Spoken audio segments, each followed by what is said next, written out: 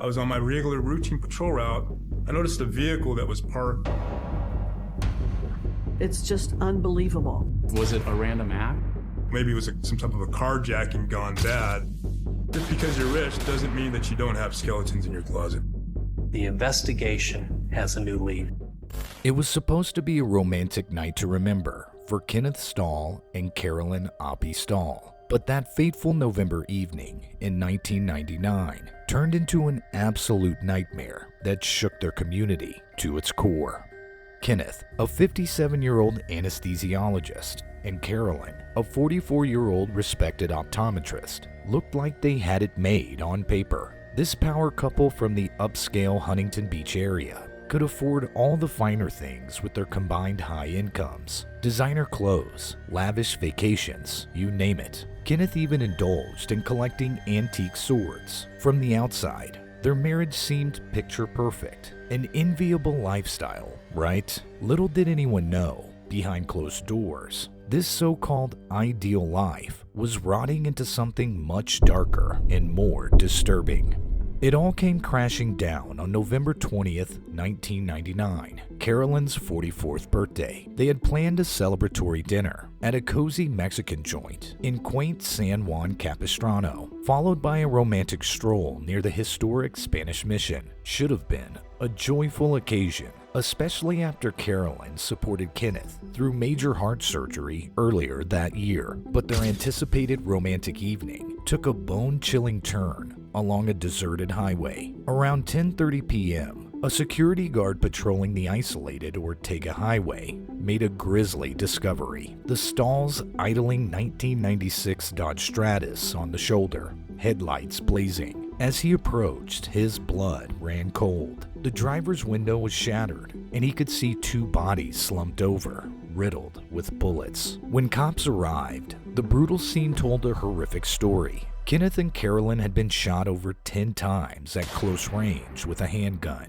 Not just shot once or twice, but repeatedly fired upon, emptying and reloading to pump more bullets into them. As investigators Brian Heaney and Felipe Villalobos studied the car's blood-stained interior, key details emerged that ruled out some initial theories. Valuables like watches, Kenneth's wallet, and Carolyn's purse were untouched, eliminating robbery as a motive. The shot patterns also made it clear that this couldn't have been a murder-suicide. This savage act had been carried out by someone else, with determination and viciousness. They had to start from ground zero. Dennis Conway, Assistant District Attorney, said of the investigation's beginning. With no physical evidence like fingerprints or DNA and no eyewitnesses, detectives were flying blind and piecing together who committed this double homicide and why. Their only path forward was digging into the victims themselves. Conway put it bluntly, they focused on motive. The initial idyllic image of the Stahls' relationship soon cracked and shattered. Just because you're rich doesn't mean you don't have skeletons in your closet, remarked Tony Castillo, a former ranch deputy. As investigations pulled back the covers on Kenneth Stahl's life, they discovered he had a very troubling secret. The husband and father was serially unfaithful, carrying on affairs outside his marriage. It wasn't just one indiscretion, but multiple mistresses over a period of years. When cops searched the couple's home, they uncovered clues Carolyn was well aware of her husband's infidelity. Hidden away were over $30,000 worth of expensive clothing, shoes, and accessories Carolyn had purchased for herself, but pretended were gifts from Kenneth. It was, as one detective described, retail revenge.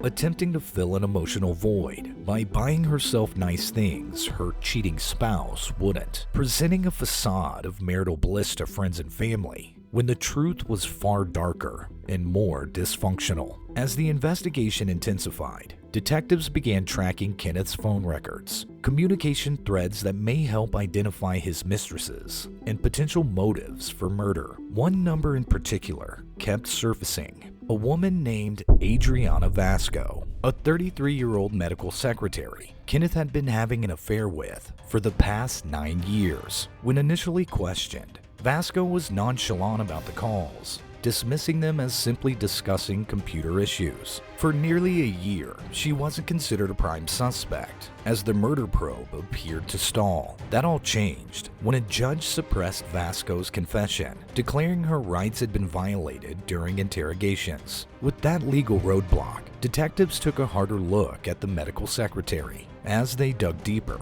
an even more twisted scenario began taking shape. Vasco hadn't just been one of Kenneth's many mistresses. She was intimately involved in plotting his wife's brutal murder. You see, Vasco was a single mom of two who had become dependent on the successful doctor's generosity over their 9-year affair. By her own admission, Kenneth had become her salvation, paying her bills, putting a roof over her and her kids' heads when she left her husband, even bankrolling a new car for her. He was her loyal sugar daddy, professing Vasco was his one true friend as his own marriage decayed. As more details trickled out, a disturbingly premeditated murder-for-hire plot took shape. At some point, the doctor had grown so resentful and burdened by his marriage to Carolyn that he hatched a horrific plan. He wanted his wife killed so he could be free to continue his philandering lifestyle unencumbered. Vasco readily agreed, seeing an opportunity to cash in by recruiting a boyfriend of hers into carrying out the hit. His name was Dennis Godley, a career criminal and handyman whose rap sheet ranged from weapons charges to robbery. Among his sketchy associates, Godley had earned the sinister nickname Weasel for his cunning ability to elude arrest time and time again. For $30,000 upfront from Kenneth, Godley and Vasco meticulously planned Carolyn's slaying, down to the isolated stretch of Ortega Highway where it would take place, an area known to local law enforcement as a dumping ground for criminal evidence over the years. On November 20th, the night of Carolyn's birthday dinner, the sinister plot was executed with cold calculation. Vasco and Godley covertly followed the couple that evening, laying in wait until Kenneth pulled his car over on the darkened highway shoulder. In a shocking twist, Godley not only carried out the contract to murder Carolyn, but killed Kenneth as well to leave no witnesses. One by one, he pumped bullets from a .357 Magnum revolver into the couple at point-blank range, needing to pause and reload to continue the vicious onslaught. When it was over, Godley calmly walked back to Vasco's car, where she had been watching in horror, not expecting her longtime benefactor to be slain as well. As Godley confessed years later, it was a spontaneous decision to eliminate a potential witness. He then tossed the murder weapon into the ocean to cover their tracks. Despite Vasco's gut-wrenching confession being ruled inadmissible in court, the preponderance of evidence proved too strong to escape justice. In late 2002,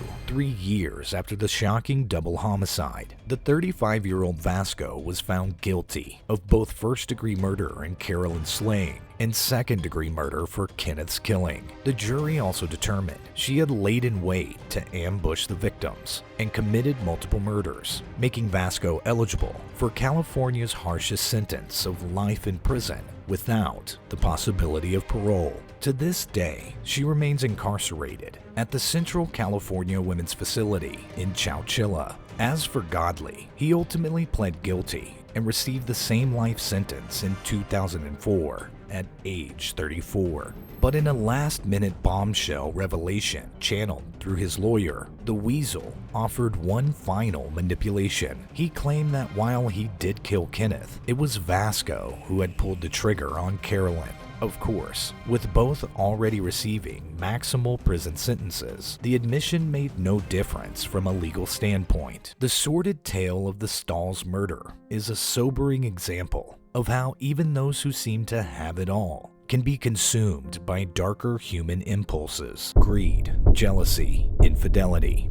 It's a harsh reminder that we rarely know what's going on behind the closed doors and manicured facades of even the most outwardly successful families.